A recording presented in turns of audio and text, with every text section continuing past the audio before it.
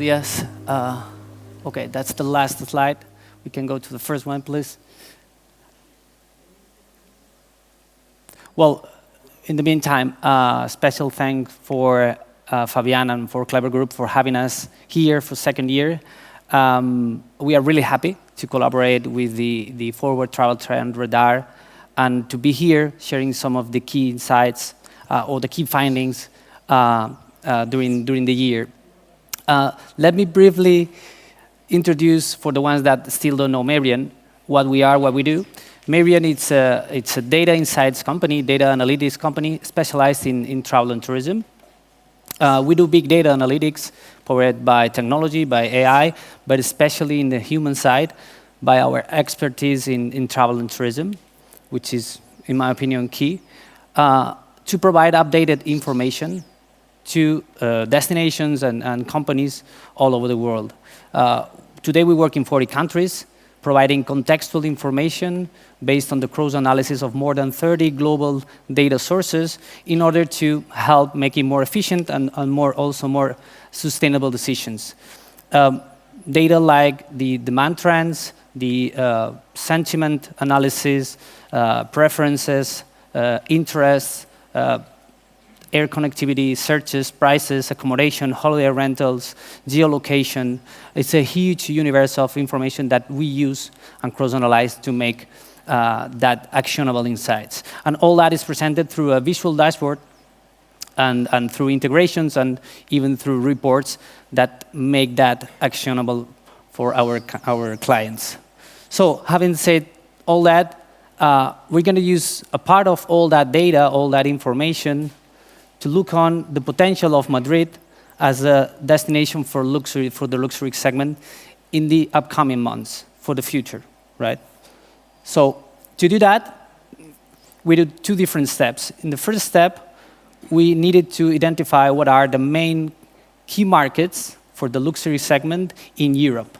And to do that, we analyzed spending data patterns in one of the most important cities in Europe to identify them. And then we wanted to analyze the competitive positioning of Madrid regarding those markets. And to do that, we used air connectivity data, we used travel sentiments data to know the tourism product mix, and also the hotel demands.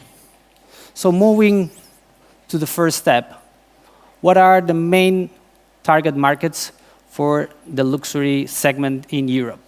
What we did is analyzing transactional data. That means how those markets, top 10 markets in Europe, are spending during their stay in those cities, 4 of the main capitals in Europe that may be competitors of Madrid for the travel, for the luxury segment, right? And regarding how they spend individually, by cardholder, by visitor, we can rank the top 9 markets in terms of value regarding the spending patterns, right? So in the table, we see how the Chinese market is by far the first in terms of spending. That's probably not surprisingly for you. In second position, we see the US market in every destination, but in London. And then we've got 2 European markets also in the top 4, which could be interesting regarding the total amount of spending by visitor again, right? So this is a ranking. Then we got the UK, which, by the way, as Isabel from Tour España was mentioning, it is really important for Spain, also for Madrid. Actually, it's the 19% of the incomes, international incomes for Madrid during the last 12 months were from UK, right? So it's a massive market for Madrid. But in terms of individual spending, it's in the 5th position, right?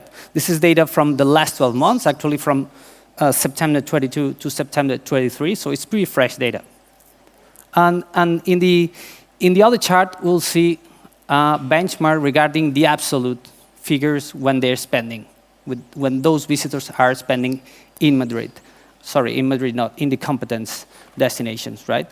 Here is so clear how big is the difference between the Chinese visitors and the rest. China's visitors spend more than double the average of the rest of the international visitors to those destinations, right?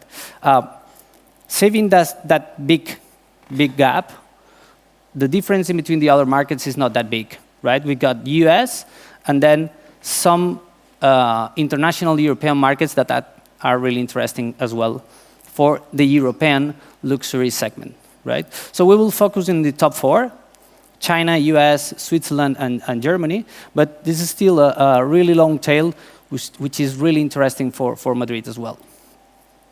So knowing what are the top 4 key markets for this segment, let's take a look on the positioning of Madrid regarding the accessibility from those markets for the next months. And to do that, we analyzed the flight schedules, the total inbound seats that are scheduled to get to Madrid and the other destinations, the competitor destinations for the next months, from the November 1st to the end of March 24, to see how Madrid is positioned regarding those markets. The first impression is that Madrid is a disadvantage, an obvious disadvantage, comparing to London or Paris. This is a matter of infrastructure, obviously, especially with long haul. We see a huge difference, for example, in the US market, also in the China's. But even though Madrid is well positioned, it's in 3rd position in this top 5 ranking for those markets. And when focusing on the European markets that are key segments for the luxury, Switzerland and Germany, Madrid is really well positioned with Switzerland. It's at the same level than Paris, for example, only below London again. And regarding Germany, there is still some space to grow, right, for Madrid. So this is the actual situation for today and the next 5 months. But how has been the evolution of Madrid with these key markets? So comparing to last year, we see a really, really good evolution, right? A significant growth in terms of air connectivity from those markets to Madrid, right? Especially significant the growth from US, 17%. That means 30,000 seats more than last year in the next 5 months for Madrid. That's a lot. US is served from 9 different cities with direct flights, obviously, from the US, right? With a new route from Charlotte since May, if I'm not wrong, to Madrid. So there is a lot of direct routes and also 5 different companies connecting US to Madrid. So this is key. Air connectivity, obviously, for those markets, it's absolutely key. The case of the China's market is not surprisingly, I mean, the relative increase, since they are still on the way to recover to a normality after the pandemic. But even though those figures, 99,000 seats in the next 5 months, means an increase of 20% comparing to previous pre-pandemic times, right? Take into account from November to the end of January, right? Just avoiding February and March, obviously, in the 20. So it's a great figure so far. Okay, let's take a look now on what's the positioning of Madrid in terms of the tourism product mix, and especially focusing on those products related to the luxury categories, right? And those products are culture, art, gastronomy, food and cuisine, wellness, and shopping.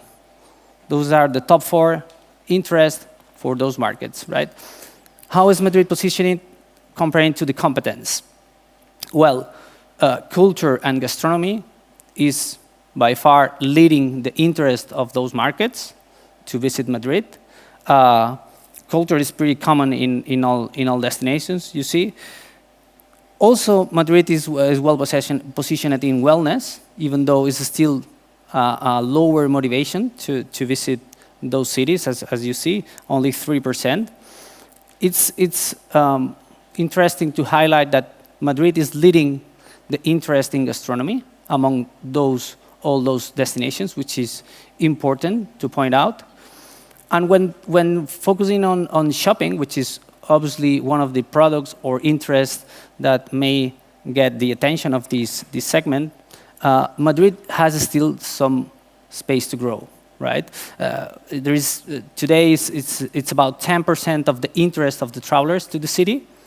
When comparing to Barcelona, for example, or Berlin, it would be 50% more interest for those activities, right? So there is still some space there.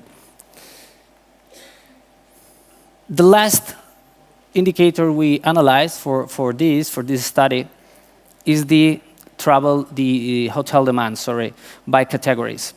To do this, we did an analysis of the reviews, something similar than Florencia was mentioning with review, but in this case, we are paying attention to the volume of reviews that hotels are gathering from those markets to every category, right? And comparing them. The first thing to stand out is that Madrid is concentrating 60% of the demand in 4- and 5-star hotels. And this situates Madrid 30 percentage points ahead Paris, for example, on this ratio, or 10 percentage points ahead Barcelona in this ratio, which is pretty interesting. When focusing on luxury, on specifically 5 stars, the highest level of service in accommodation, Madrid is well positioned again, but still far from the rating of, for example, London, which is almost the double, right? So it's been a lot of data, a lot of information so far, and I would like to close summing up with 3 takeaways that I think are key to keep in mind for the near future, right? First, the Chinese market is the most coveted by every destination, but at the short term, is there a lot of opportunities in other markets like US, for example, but also in Europe. I'm not only talking about Switzerland and Germany. As we saw, there is a lot of opportunities as well. Second is that gastronomy and culture are the drivers for those visitings, and there is still some work to do for shopping. So we need to improve somehow the activities and the offer of shopping, or the communication, maybe, in terms of shopping interest.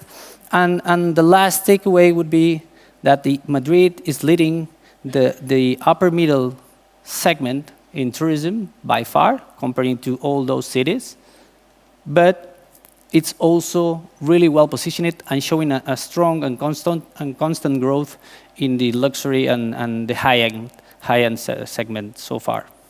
Okay, so this is it. I still have 2 minutes. I hope these figures, this data was insightful for you and usable, hopefully. I'll be here all the events, so I'll be happy to take your questions. Thank you.